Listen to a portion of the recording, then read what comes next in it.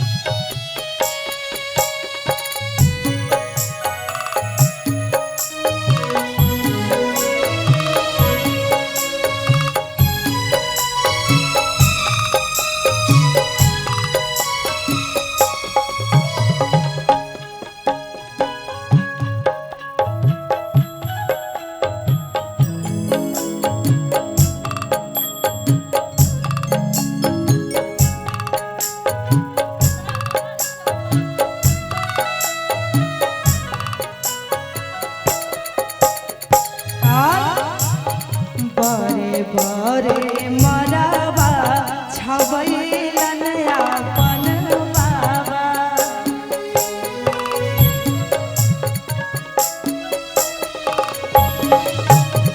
ऊंचे ऊंचे मरबा छबैलन ओम प्रकाश बाबा।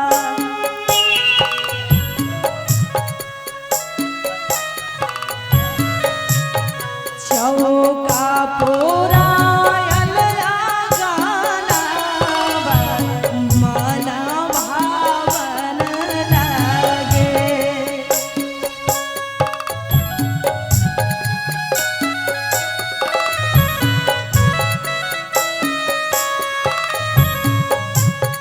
चौका पूरा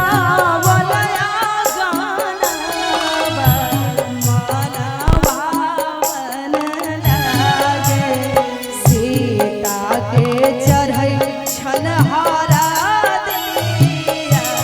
बरसो हावन लागे। सीता के लागै छन में हादिया बरसो। लेकिन इसी में कहेंगे भैया, सखी है दूल्हा सुंदर आँखी कजरो नहीं,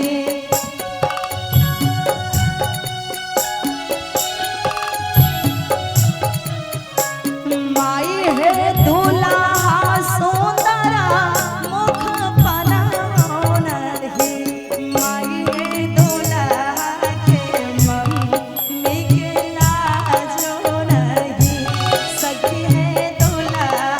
के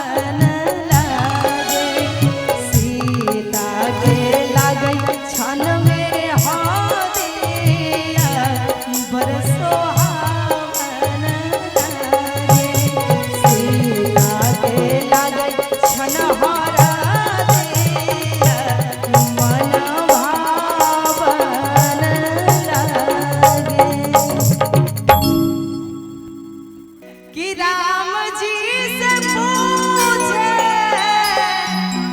आज जनकपुर के नारी बता दब बुआ लोग देत काहे गाली बता दब बुआ लोग देत काहे गाली बता दब बुआ राम जी से पूछे जनकपुर के नारी बता दब बुआ वो बता दब बुआ लोग देत काहे गाली बता दब बुआ लोग देत काहे गाली बता दब बुआ कोई दिक्कत नहीं तू वो आ जाता तुम अपने घर में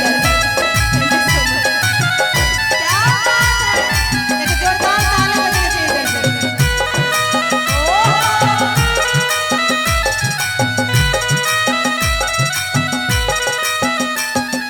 तोहरा से पूछो मैं ओरे धनुषधारी तोहरा से पूछो मैं ओरे धनुषधारी एक भाई गोर का है एक भाई गोर का है एक भैया कारी बता दब बुआ वो बता दब बुआ लोग देत काहे गाली बता दब बुआ लोग देत काहे गाली बता दब बुआ और मंच को थोड़ा सा खाली रखें। ओहो मीठी मीठी ताली चाहेंगे क्या बात है सखी फूल लोढ़े चलो फुलवरिया सीता के संग सहेलिया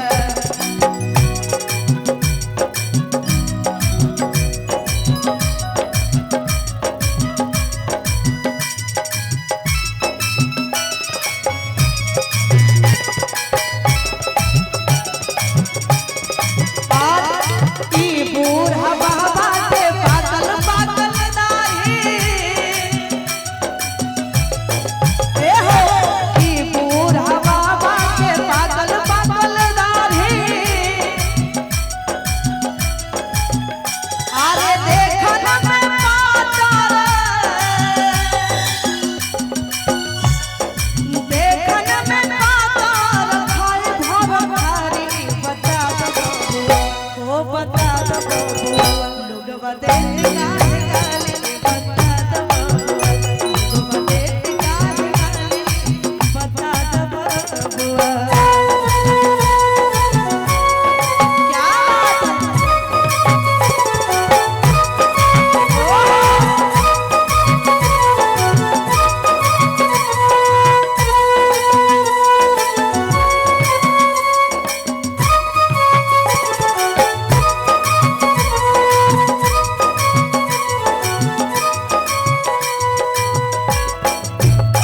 क्या बात है आज कहते हैं सखी और सहेली भगवान श्री रामचंद्र जी से राजा दशरथ जी कैलनो होशियारी राजा दशरथ जी कैलनो होशियारी एकटा मरद पर एकटा मरद पर तीन तीन गो नारी बता दब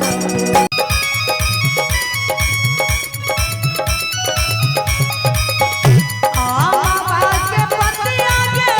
बेटी हरे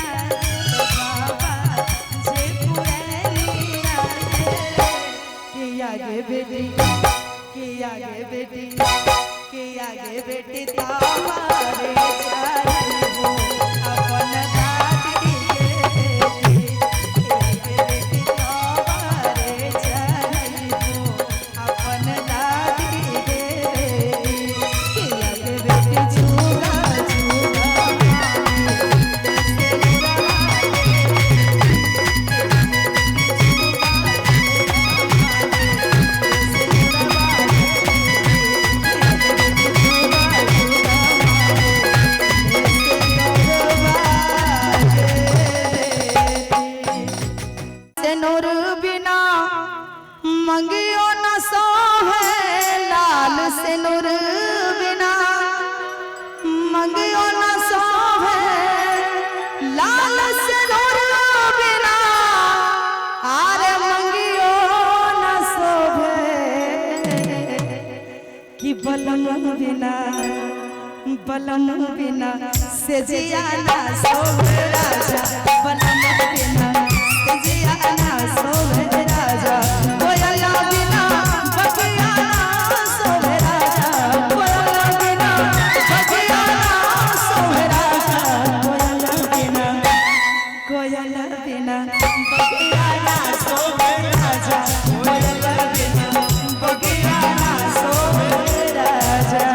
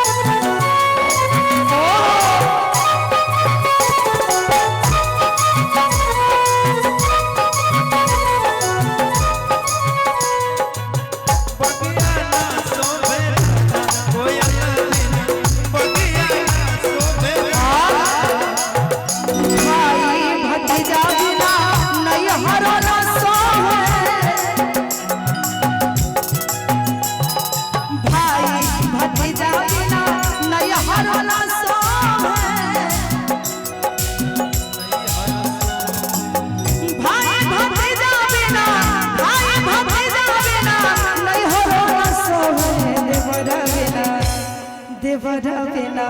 अगिना ना सोहे राजा कोयला बिना बगिया ना सोहे राजा कोयला बिना बगिया ना सोहे राजा।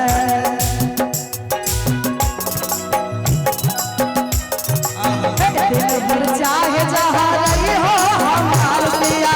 रात के घर चलिए हो हमार पिया रात के घर चलिए हो आज के रतिया जो घर नाही आइबा आज के रतिया जो घर नाही आइबा ए हो ढोर भयो पछतैबा हमार पिया ढोर भयो पछतैबा हमार पिया। अच्छा यहाँ में कुछ हम और बोल दिया। बिल्कुल बिल्कुल बोलिए। आज मैंने किसी को दिल दे दिया ओ दिल दे दिया ए जी मैंने किसी को दिल दे दिया हो दिल दे दिया। पूछो कौन है वो बोलो कौन है वो पूछो कौन है वो बोलो कौन है वो।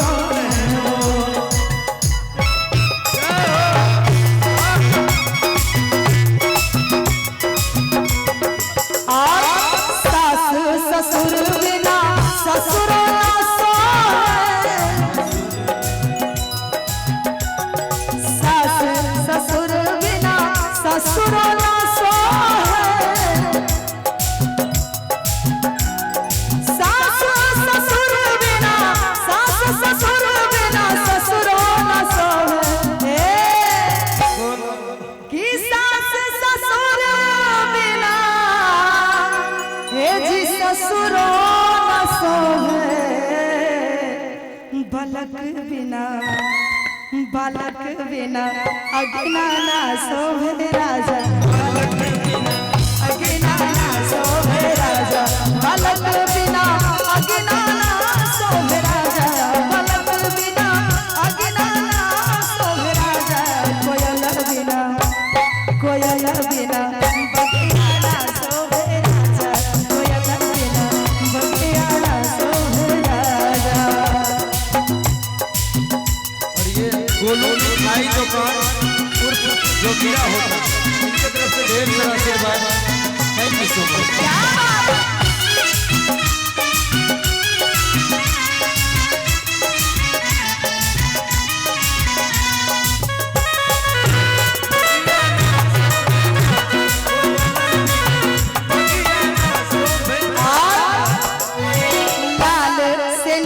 बिना सनुरा ना सोहे, लाल सिनुर बिना मंगियो ना सोहे, लाल सिनुर बिना मंगियो ना सोहे, बलम बिना सिजिया ना सोहे राजा, बलम बिना सिजिया ना सोहे राजा, कोयला बिना बगिया ना सोहे राजा, कोयला बिना बगिया ना सोहे राजा, कोयला बिना बगिया ना सोहे राजा, कोयला बिना बगिया ना सोहे राजा, कोयला बिना बगिया ना सोहे राजा, कोयला बिना बगिया ना सोहे राजा, कोयला बिना बगिया ना सोहे राजा, कोयला बिना बगिया ना सोहे राजा। मिथिले में रहूना,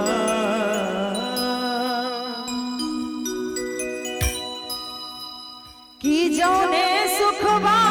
ससुरारी में, आर जौने सुखबा ससुरारी में, कि ताने सुखबा कहुना,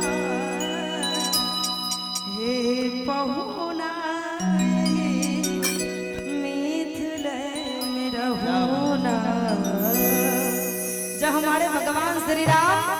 अयोध्या से चल के जनकपुर धाम आते हैं तो वहाँ सारे सखी एवं सहेली मिलके कहती हैं, वैसे तो हमारे पूरा मिथिलांचल जैसे कि बेगूसराय, दरभंगा, मधुबनी, समस्तीपुर सब मिथिलांचल का धरती है,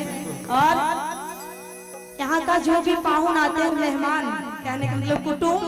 जो भी आते हैं उनको पाहुन बोला जाता है हमारे मिथिलांचल में। तो पाहुन अगर 2-4 दिन रह लेना तो मन लग जाता है उनके साथ, कहते हैं कि 2-4 दिन और रह लीजिए ना, अभी नहीं जाइए ना। जैसे कि हमारे जीजा लोग आते हैं ना, हम लोग कहते हैं ये जीजू 2-3 दिन और रह लेना, जैबेन करवा हो अपना यहाँ, अपना समस्तीपुर बेगूसराय के भाषा तो ना भाव में कहती है मिथिलांचल के महिलाएं कि पहुना मिथिले में रहूना, कि जाने सुखबा ससुरारी में, आरे ताने सुखबा कहुना, किए बहुना मिथिले में रहूना, ये बहुना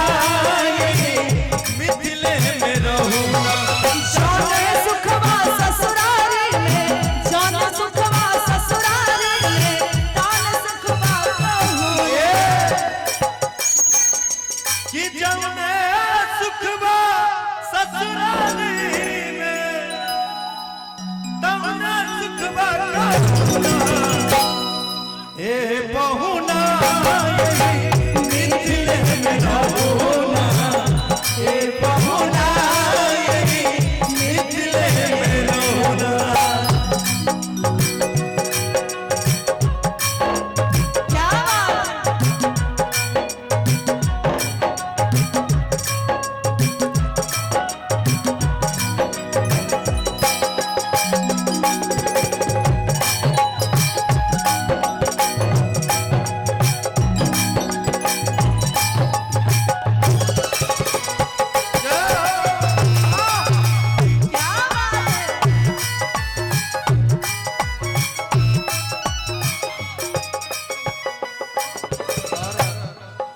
योगेंद्र सिंह हुसैनीपुर, उनके तरफ से पूरे 400 रुपए का पुरस्कार हम दोनों के लिए बहुत बहुत धन्यवाद। जी जी बिल्कुल। और अपने मिथिला में जब पाहुन सरकार आए और तुरंत चल दिए शादी विवाह करके, तो वहाँ की जितने भी लोग होती है, जितने भी महिलाएं लोग होती हैं, पाहुन जिसे क्या कहते हैं, रोज सवेरे उपटन मल के भीतर से नहवाई हो, रोज सवेरे उपटन मल के भीतर से नहलाई हो, कहते हैं कि रोज सवेरे उपटन मल के भीतर से नहवाई हो, और 1 महीना के भीतर करिया से गोद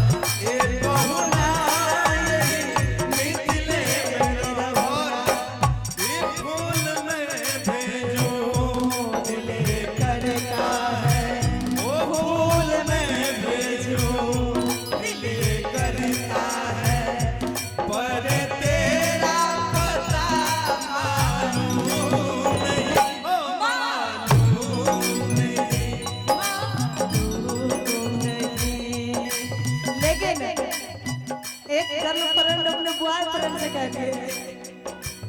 ए चूम लूं तुझको दिल करता है, चूम लूं तुझको दिल करता है, पर तेरा पता मालूम नहीं, मालूम नहीं।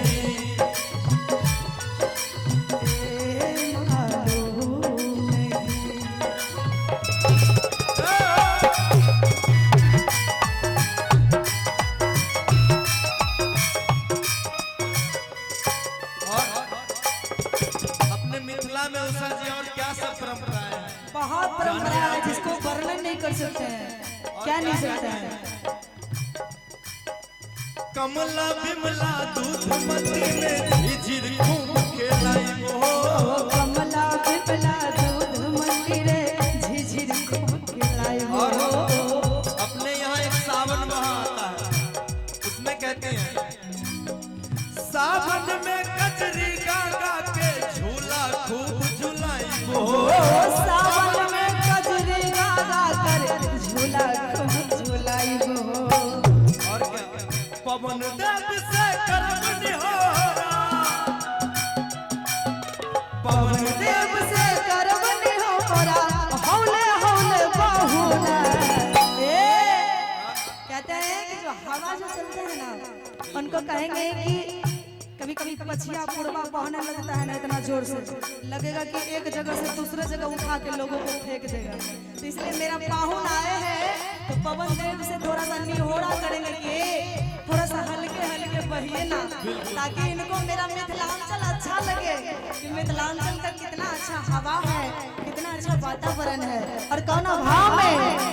पवन देव से करम निहोरा, हौले हौले बाहुना, हे बहुना यही मिथिले में रहुना, ए बहुना यही मिथिले में रहुना। चौला सुखबा ससुरारी में, चौला सुखबा ससुरारी में, तान सुखबा बहुना। ए बहुना यही मिथिले में रहुना, ए बहुना यही मिथिले में रहुना, ए बहुना यही मिथिले में रहुना, ए बहुना